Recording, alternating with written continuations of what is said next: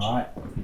Okay, well, welcome to Ceremony is Everything. This is where Triumph and Disaster, we talk about rituals and ceremonies and the processes of those to someone who's interesting and someone that we respect and who is important to our world. So today, Zane Munro, Frisbee champion, founder of For All the Brothers, and just all-round good guy.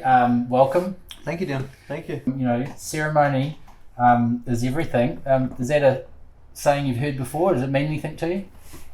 In the sense, the ceremony is everything. I haven't heard the saying before, but ceremony is everything, I guess, in daily life. It's the way that you, I guess, conduct yourself, the way that you look after yourself, and the way that you go about things in your daily manner. Yeah. I think for me, it's a little bit like adding something special to those key moments during the day. Yeah. Hey, For All the Brothers, first of all, great name.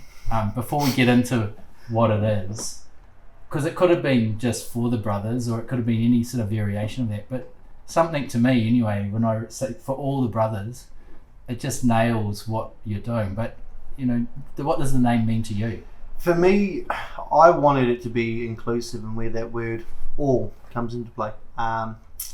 I've noticed myself through working in this community or in this space for 5.5, almost 6 years, everybody wants to be included. Everybody wants to feel as though they're a part of something or that there is somewhere there for them. For All the Brothers was created so that we could be there for all the brothers, not just a selective few and not that a few that are going through one certain part of life. Everyone's going through different things, but everyone needs, a brotherhood or a shoulder to lean on at times. And so just for those who don't know out there, give us a little bit of a snapshot of what For All the Brothers is. So For All the Brothers, put into a nutshell, is a men's mental health group, community or space, which is created to shift the conversations which we have as men, not only for ourselves but for other people too. It's aimed to, I guess, destigmatise the topic around mental health within men, but also to get our men looking after ourselves a bit better. We look at mental health as a society, and the one thing that comes to mind is suicide. But it's a lot deeper than that. It's our conversations we have with ourselves, with our friends, with our partners, the way that we raise our kids, the things that we do to take care of ourselves. For many years, without even knowing, I knew the words depression and anxiety, but I didn't know the thoughts, the feelings, the description behind these things. It wasn't until I found myself in probably one of the darkest places that I'd been and actually reached out to a GP and got some professional advice where I realised maybe I'm not all good. Maybe there's certain things which in my life I need to change, adapt or alter to be a better person for myself and for those around me. So I wanted to create something where a community of brothers could show up for other brothers in those times. You talked about, like, sort of, I guess within that there's like understanding and learning and listening to yourself. So how hard is that to do as a Kiwi male? Like, you know, because we all have that internal dialogue, you know, and, you know, I'm an ex-sportsman and I know myself, and when I was playing poorly or playing badly, that internal dialogue can be brutal, right? That inner critic gets the best of us at all times, and sometimes it's having somebody else gear you up or boost you up or give you that pep talk, but a lot of the time you're not going to have somebody around to do that. So it's about getting yourself into a headspace or a mind state where you constantly are there for yourself, because at the end of the day you are number one and you can't be anything to anyone else if you're not something to yourself.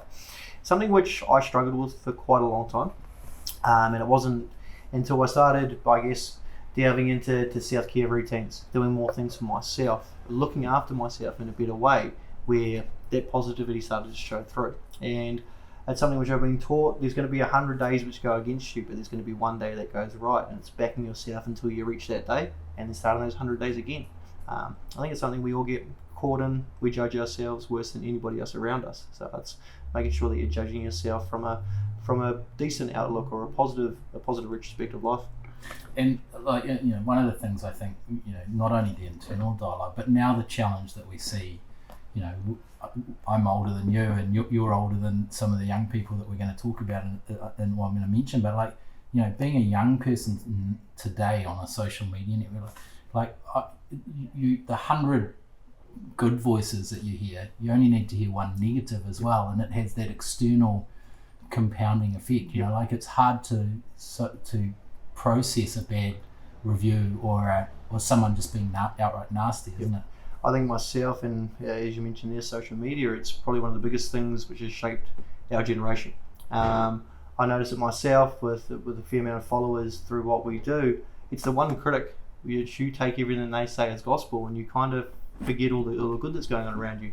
You may have experienced it yourself, be it with news reviews or articles. It'll be the 100 good ones you'll bypass and just shrug them off, and it'll be that one bad one which sticks with you. I mean, you're always going to have critics. You're always going to have people who are going to see some fault in what you're doing. It's about not letting those people be better than what you are. I think we all understand it. No one will judge somebody who's doing more than them. So I'm one of those people where I let it get to me some days, but I'm also got to remind myself, hey, I'm doing this for my reasons, and my reasons have got to show through at the end of the day. If it's positivity, I've got to be positive. I think one of the things we talk about is sort of like, coping strategies to a lot of these things. But before sort of I mentioned that, is like I've heard you talk about self-care, and you mentioned it before, but self-care is something that at Triumph and Disaster, obviously in a really basic sort of like level we talk about, which is that sort of very sort of surface level self-care. But at the same time, we're 12 years old now, and I've always felt that self-care on a deeper level was part of our role as well. Giving people an excuse to take time out, or men an excuse to take time out in the morning to prepare themselves properly. Yep. But what does the self-care that you're talking about, what does that look like? Self-care for me can look different on any given day. For example, perfect example, Sunday morning. My self-care was literally coffee in bed with my partner, watching the world pass by. It was a small moment which I set aside for me. But when it comes to daily life, getting ready for work and stuff like that, it is those simple things: brushing your teeth, washing your face, moisturizer. What I'll do is I'll set aside one day a week where I go and get a haircut. I take that time for me. A lot of people think self-care has to be some big magical thing that's going to happen in front of you. It's not. It's the small daily practices that you put in where you actually give it back to yourself, and you do it unapologetically. A lot of people, I guess, think about everyone else before they do something for themselves, but it's about taking that time or setting that time aside daily, weekly, monthly, wherever it's going to be, and caring for you before you look for anyone else.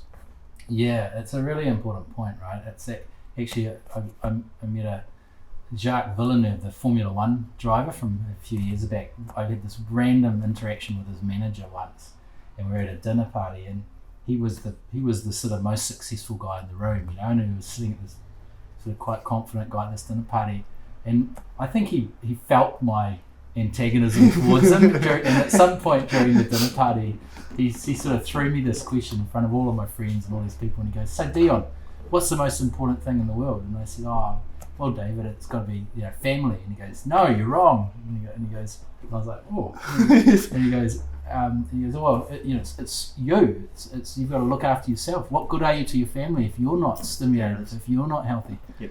And it was like, he probably could have done it in a more subtle fashion, but I've never forgotten the lesson. Yep. And I just thought, actually, that guy did me a little bit of a favour, It's like... I've noticed it firsthand and felt it firsthand myself. If I'm not my best, how can I go to work and be my best with the guys that I'm working with? How can I come home and be the best partner, the best father, the best support person, or just the best member of everyday society if I'm not feeling my best? We all know it when we're off, we're short, we're snappy. So it's about finding time. More than finding time, it's about making time to care for you before you can do anything else. And look, that's an easy thing for you to say in a way now because you've discovered it, practiced it. But what about the person who's out there who is in the midst of not in the hole and they can't find the way out? How do they practice it? How do they find their way to it? This is one of the hardest things I had to experience myself, and it was just taking that first step. By taking that first step, and it was something as simple as a small men's group or a sports team or joining the gym or just taking that one step out the door in the morning. We all see people who are more successful than us and think, oh, they must just be gifted, they must have been given that. The truth of the matter is they have to get out and step out that door every single day. And so sometimes it's just taking that step out. Shit, didn't achieve anything today, nothing went my way, I'm going to start again tomorrow. And I think this is the hardest thing when we're in the depths of depression or things are going against us in life. We look for everything that's going wrong instead of actually looking for the one thing that's going right. It's a simple practice which I give to a lot of guys, or I actually practice myself once a week on the way home from work. It's pits and peaks. where our brain's trained to look for 80% of negative thoughts in our mind. So what it is trying to switch that thinking and looking for three bad things happen today. Shit. What about 3 good things?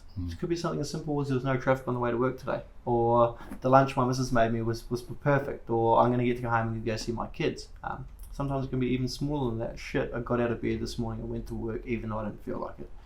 Yeah, and it reminds me of my sister once. She's quite an impatient driver, and she said, I was driving with her, and she said, I noticed how calm she was behind the wheel, and I said, oh, you changed your driving style. I tabled it very carefully, and she said, I've discovered that every time someone cuts me off or does something wrong on the road, I think of them as my angel, and that they're saving me from an accident.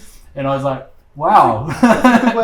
But she had changed the dialogue internally, and it made a difference. But that internal dialogue is key, isn't it? I think getting that. So, and we can all do that better, right? Even now, as you're talking, I'm like, man, how often we're so hard on ourselves rather than looking at what's going right and taking up some of those.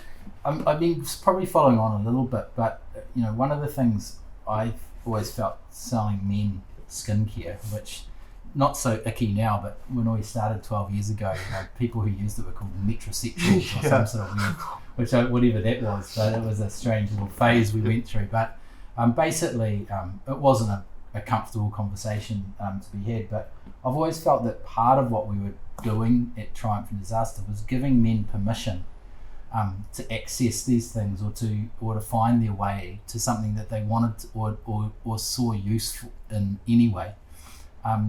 Is that giving permission to yourself? Is that part of sort of easing up on ourselves? I think that's a huge part of it, allowing yourself to step into those things or do those things without judgment from yourself, but from the outside world as well. But I also think it comes down to people like yourself, put this real frankly, having the balls to step into that arena, to do something, to normalize it, to set it. This is what guys do now, and it's okay to do this too. You look at it, one of the longest trades in the world is the barbershop.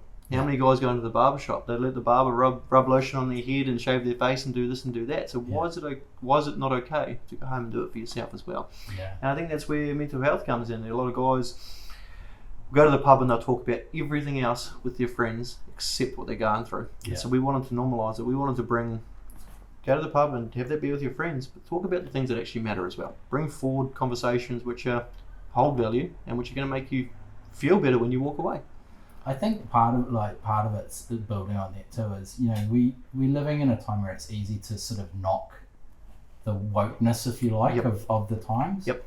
But having come through the 90s when I was in the 90s with my 20s, and there was lots of good stuff that happened back there, but there was also lots of just dumb stuff, and this idea that you should be able to talk about more interesting things, and you shouldn't be sexist or derogatory or just sort of like have these really sort of bigoted views.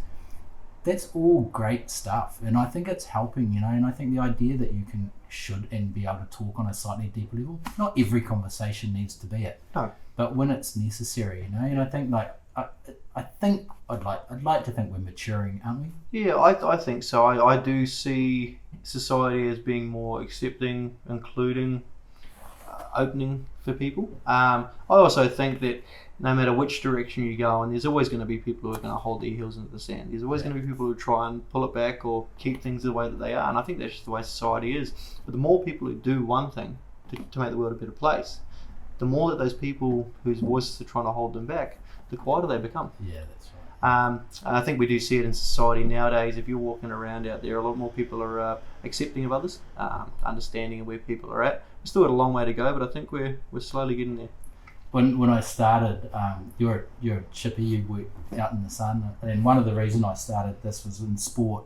I was out in the sun all the time, and I sort of thought, I'd stolen my mother's initially moisturiser, then my girlfriend's, and I sort of built my way. I'd sort of trialled my way through sort of different moisturisers and different products, but being outdoors and exposed to the elements, it was always like, this isn't necessary. I need this to relieve my skin after this day out there with the wind. Yep. But when we started, what's slightly surprising to me was I used to get these emails from either builders or farmers, and it'd start out like, oh, my wife bought me one of the $65 moisturisers, bloody expensive stuff. Anyway, I've finished the pot and it's bloody good stuff, so now we gotta get another one. and it used to like sort of crack me up, because at first I was like, oh, I'm gonna get, you know, this, but it always surprised me, and I don't know, probably shouldn't have, but that men working outdoors had a similar experience to me, and they just knew they needed the product. But have you noticed, you know, within, you know, for all the brothers, like, are there the early adopters that you've noticed have been surprising to you? Is there a particular group that has been more open to the conversation? The trades and construction industry, huge change we've seen. Statistics alone, we lose on average one Kiwi male from the trades and construction industry to mental health battles every single week of the year. Wow. So it's looking at 62 to 65 men per year. More than that, it's how many guys go unnoticed, or how many guys are silently struggling. Being a tradie myself, I see it firsthand. The conversations from 5 years ago to the conversations that we're having nowadays. Conversations now, and I think it comes back to what you were saying before about people being more understanding or accepting. Conversations nowadays have changed. You can actually talk to your workmates, but a lot of guys can. I still understand some guys can't. But you can actually talk to your workmates on those rough days. Fair enough, you're turning up every day or every second day, and there's a problem. Things will get a little bit tedious, but you can actually turn up to work now to your boss and be like, hey mate, my head's not there, or this is going on, this is where I'm at, and there's actually a level of understanding now. So we're seeing a huge shift there. We're actually seeing a huge shift with males, the everyday male within society. As you said just there, a lot of guys are kind of pushed by their wife or their partner into a new skincare routine or caring for themselves. We're seeing that with mental health too. Women have always been so open about talking about things, and they find it so easy. They grab a glass of wine, they just talk and they chat and get it all out, and guys have never been that way inclined. So what we're seeing now is women pushing for their partner or the men in their life to come along to these events, and the guys come along and they're like, shit, this is not what I thought at all. We thought it was going to be sitting down, some big spiritual thing and this and that, when in reality it's 25, 30 guys sitting in a room just having a normal chat, like normal average everyday Kiwi blokes. And that's where we do see the shift happening. Once someone normalises it, it becomes normal for all those around them. Yeah, brilliant.